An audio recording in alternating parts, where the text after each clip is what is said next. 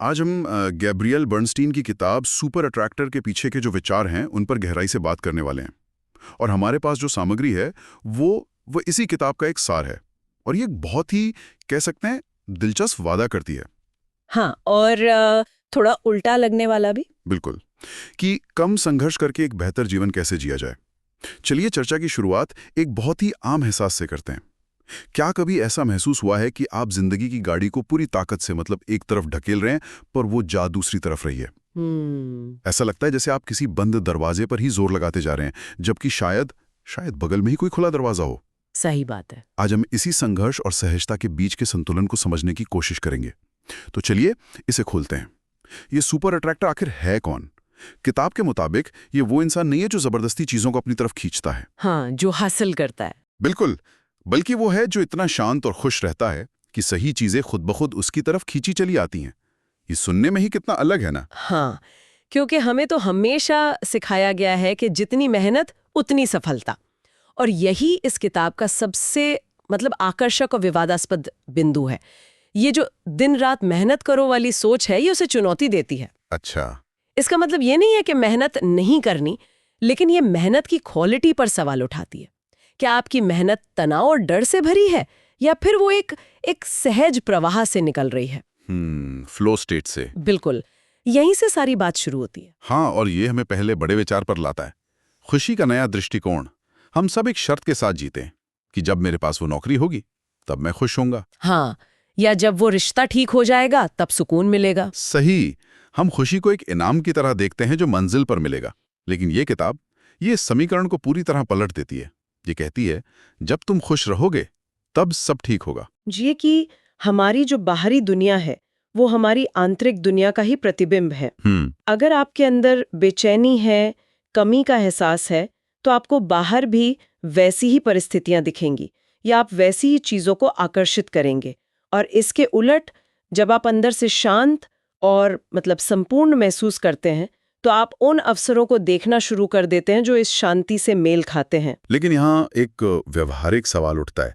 ये सुनने में तो बहुत अच्छा लगता है, पर क्या ये असल जिंदगी में मुमकिन है? हाँ, मान लीजिए कोई सच में आर्थिक तंगी से गुजर रहा है, उससे ये कहना कि तुम बस खुश महसूस करो सब ठीक हो जाएगा, क्या ये थोड़ा टॉक्सिक पॉजिटिविटी जैसा? बिल्कुल, समस्याओं को नजरअंदाज करने जैसा नहीं है? ये बहुत जरूरी सवाल है और किताब इसका जवाब देती है।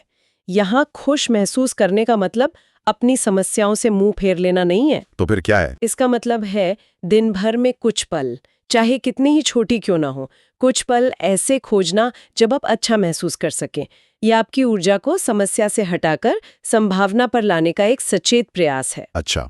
ये उस रेडियो की तरह है जिसे आप सही फ्रीक्वेंसी पर सेट करते हैं। आप पहले अपनी पसंद के गाने की फ्रीक्वेंसी पर आते हैं, फिर गाना बजता है। ऐसा नहीं होता कि गाना बजने लगेगा तब फ्रीक्वेंसी अपने आप सेट हो जाएगी। तो ये अपनी भावनात्मक फ्रीक्वेंसी को जानबूझकर बदलने के बारे में है। ठीक है, तो ये अपनी भावनात्मक ऊर्जा को रीट्यून करने जैसा हुआ। अगर हमारी आंतरिक शांति इतनी जरूरी है, तो फिर उन चीजों का क्या करें जो हमारे बस में है ही नहीं? जैसे बॉस का मूड, ट्रैफिक, अर्थव्यवस्था, हम सब कुछ तो नियंत्रित नहीं कर सकते। नहीं कर सकते। और यहीं पर किताब का दूसरा बड़ा आइडिया आता है, जो है समर्पण की शक्ति। किताब बार बार कहती है कि आप अकेले नहीं हैं, एक बड़ी शक्ति या यूनिवर्स वो हमेशा आपका मार्गदर्शन कर रहा है। जब हम हर छोटी बड़ी चीज को अपने नियंत्रण में रखने की कोशिश करते हैं, तो एक जबरदस्त तनाव पैदा होता है। इसकी मिसाल मुट्ठी में रेत पकड़ने जैसी है। हाँ बिल्कुल, आप जितना कसकर मुट्ठी भींचेंगे, रेत उतनी ही तेजी से निकल जाएगी। लेकिन अगर हथेली को खुला और शांत रखते हैं, तो रेत वहीं टिकी रहती है। लेकिन ये जो समर्पण शब्द है, ये थोड़ा भारी लग सकता है। हाँ। कई लोगों को लगेगा कि इसका मतलब है हार मान लेना या कोशिश करना छोड़ देना। और यहीं पर हमें इसका सही मतलब समझना होगा। समर्पण का मतलब निष्क्रिय होना नहीं है। ये समझना है कि कब आपको एक्शन लेना है और कब आपको नतीजों को यूनिवर्स पर छोड़ देना है। मतलब एक तरह का रणनीतिक भरोसा। बिल्कुल सही शब्द है। आप अपना काम पूरी ईमानदारी से करते हैं, लेकिन उसके परिणाम से अपनी खुशी को नहीं जोड़ते। किताब एक बहुत सरल मंत्र देती है, जो मेरे लिए सही है वही हो। ये कहने का मतलब ये नहीं कि आप कुछ करेंगे नहीं। इसका मतलब है मैंने अपनी तरफ से पूरी कोशिश कर ली है, अब मैं इस चिंता का बोझ खुद पर नहीं ढोऊंगा। ये तो उस एहसास जैसा है जब आप किसी मुश्किल गणित के सवाल को बहुत देर तक हल करने के बाद हाँ, उसे छोड़कर थोड़ी देर टहलने चले जाते हैं और अचानक दिमाग में जवाब आ जाता है। बिल्कुल। शायद वो जवाब इसलिए आया क्योंकि आपने उस पर जोर लगाना छोड़ दिया था। आपने बिल्कुल सही पकड़ा। जब हम नियंत्रण छोड़ते हैं तो हम उस बड़ी बुद्धिमत्ता के लिए जगह बनाते हैं जो हमारे सीमित दिमाग से कहीं ज्यादा जानती है। ठीक है, तो हमने अपनी भावनाओं को प्राथमिकता दी और नियंत्रण को छोड़कर भरोसा करना सीखा। पर यहाँ एक और उलझन है, हमें पता कैसे चलेगा कि हम सही रास्ते पर हैं? मतलब शांति और सहजता का पीछा करना हमें आलसी या चुनौतियों से भागने वाला नहीं बना सकता। बिल्कुल। हर जरूरी काम आसान तो नहीं होता। यह एक बेहतरीन सवाल है क्योंकि यह आसान और सहज के बीच के फर्क को बताता है। गैब्रिएल बर्नस्टीन 2 संकेतों की बात करती हैं, संघर्ष बनाम शांति। अच्छा। यहाँ संघर्ष का मतलब चुनौती नहीं है, हर बड़े काम में चुनौती होती है, लेकिन चुनौती और संघर्ष में एक भावनात्मक अंतर है। चुनौती आपको ऊर्जा देती है, जैसे एक पहाड़ पर चढ़ना, वो चुनौतीपूर्ण है, पर हर कदम पर आपको एक उपलब्धि का एहसास होता है। बिल्कुल। और संघर्ष आपकी ऊर्जा सोख लेता है। ये वो एहसास है जब आप हर कदम पर बाधा महसूस करते हैं, जब हर दरवाजा बंद मिलता है। मन में बेचैनी और निराशा होती है। हाँ, ये यूनिवर्स का तरीका है आपको ये बताने का कि शायद तुम गलत दिशा में जा रहे हो। इसके विपरीत जब आप सही रास्ते पर होते हैं तो चीजों में एक फ्लो आ जाता है, सहजता। हाँ, एक सहजता आ जाती है। चुनौतियां तब भी होती हैं, लेकिन आपको अंदर से लगता है कि आप सही जगह पर हैं। तो यह एक तरह का आंतरिक दिशा सूचक है।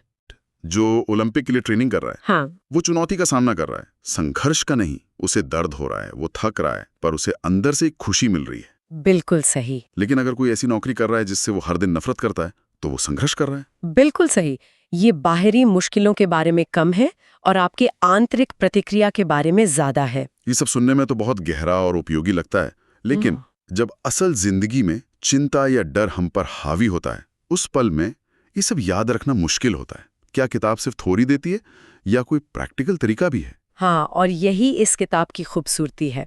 ये सिर्फ फलसफा नहीं, बल्कि छोटे छोटे व्यावहारिक उपकरण भी देती है।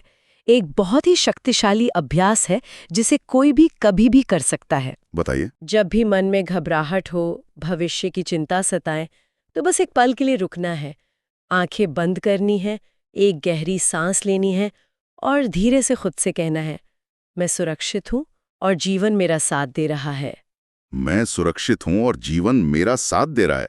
ये तो बहुत सरल वाक्य है। क्या सिर्फ इसे दोहराने से कुछ होता है? यहाँ पर मनोविज्ञान और न्यूरोसाइंस काम करते हैं। हमारे दिमाग की एक खास बात है, ये कल्पना और हकीकत में बहुत ज्यादा फर्क नहीं कर पाता। अच्छा। जब हम डर या चिंता में होते हैं तो हमारा शरीर फाइट या फ्लाइट मोड में चला जाता है। हमारा जो क्या कहते हैं एमिगडाला, दिमाग का खतरे का अलार्म, हाँ, वो सक्रिय हो जाता है। वो सक्रिय हो जाता है और स्ट्रेस हार्मोन कॉर्टिसोल रिलीज होने लगता है। जब आप बार बार खुद को कहते हैं मैं सुरक्षित हूं, तो आप सचेत रूप से अपने नर्वस सिस्टम को एक अलग संकेत भेज रहे हैं। आप अपने दिमाग को बता रहे हैं कि खतरा टल गया है। इससे एमिगडाला शांत होने लगता है। तो ये सिर्फ अच्छे शब्द नहीं है, ये एक तरह की न्यूरोलॉजिकल एक्सरसाइज है। वाह, तो ये हमारे शरीर की केमिस्ट्री को बदलने का एक तरीका है, सिर्फ सोच को नहीं। बिल्कुल। तो ये बहुत शक्तिशाली है और ये हमें किताब के शायद सबसे खूबसूरत विचार पर लाता है, चमत्कार की परिभाषा। चमत्कार शब्द सुनते ही हमारे दिमाग में कुछ अलौकिक जादुई घटना की तस्वीर आती है। बिल्कुल, लेकिन बर्नस्टीन के अनुसार चमत्कार कोई भारी घटना नहीं है जिसका हमें इंतजार करना है। चमत्कार एक आंतरिक बदलाव है। उनकी परिभाषा बहुत सरल है। चमत्कार तब होता है जब हम डर की सोच को प्रेम की सोच से बदल देते हैं। बस इतना ही? हाँ, बस इतना ही। क्या आप इसे किसी उदाहरण से समझा सकती हैं? डर को प्रेम से बदलना, ये सुनने में थोड़ा अमूर्त लगता है। जरूर। मान लीजिए आप ट्रैफिक में फंसे हैं और आपको मीटिंग के लिए देर हो रही है। ठीक है। नहीं कर सकती, शायद ये देरी मुझे किसी और बड़ी परेशानी से बचा रही है। मैं इस समय का इस्तेमाल कुछ अच्छा संगीत सुनने में कर सकती हूँ, वो जो गुस्से और तनाव से शांति और स्वीकारता में आने का पल है। वही चमत्कार है। किताब के हिसाब से वही चमत्कार है। तो इसका मतलब चमत्कार कोई लॉटरी लगने जैसी घटना नहीं है? नहीं। चमत्कार वो छोटा सा मानसिक बदलाव है जो हम किसी भी पल में चुन सकते हैं। बिल्कुल, क्योंकि जब आप वो बदलाव करते हैं तो आप अपनी ऊर्जा बदल देते हैं। डर हमारी दुनिया को छोटा और सीमित कर देता है, जबकि प्रेम, भरोसा ये संभावनाओं के वो दरवाजे खोलते हैं जिन्हें हम डर के चश्मे से देख ही नहीं पा रहे थे। और जब आप शांत होते हैं तो आपको समस्या का वो हल सूझ सकता है जो गुस्से में कभी नहीं सूझता। हाँ बिल्कुल, शायद आप किसी को फोन करके मीटिंग रीशेड्यूल कर लें। चमत्कार वो आंतरिक बदलाव है जो बाहरी समाधानों को संभव बनाता है। तो इन सब का क्या मतलब है? अगर हम इस पूरी चर्चा का सार निकालें तो सुपर अट्रैक्टर बनने का मतलब जीवन को नियंत्रित करने की कोशिश करना नहीं है। नहीं है, बल्कि ये सीखना है कि कैसे नियंत्रण छोड़कर ज्यादा शक्तिशाली बना जाए। ये समझने के बारे में है कि हमारी असली ताकत जोर लगाने में नहीं, बल्कि भरोसा करने और प्रवाह के साथ बहने में है। और किताब के मुताबिक यही सच्चा आकर्षण है। ये हमें ये सोचने पर मजबूर करता है कि जीवन के किन पहलुओं में हम अनावश्यक रूप से बहाव के खिलाफ नाव चला रहे हैं। कहाँ पर हम किसी ऐसे दरवाजे को धकेल रहे हैं जो शायद हमारे लिए बना ही नहीं है। हाँ, जबकि बगल में ही कोई खिड़की खुली हो सकती है। और कहाँ पर हम नियंत्रण की पकड़ को थोड़ा ढीला करके उस प्रवाह को अपना काम करने का मौका दे सकते हैं। ये आत्मविश्लेषण का एक बहुत गहरा बिंदु है। आज की इस गहरी चर्चा के बाद एक विचार सोचने के लिए छोड़ जाते हैं।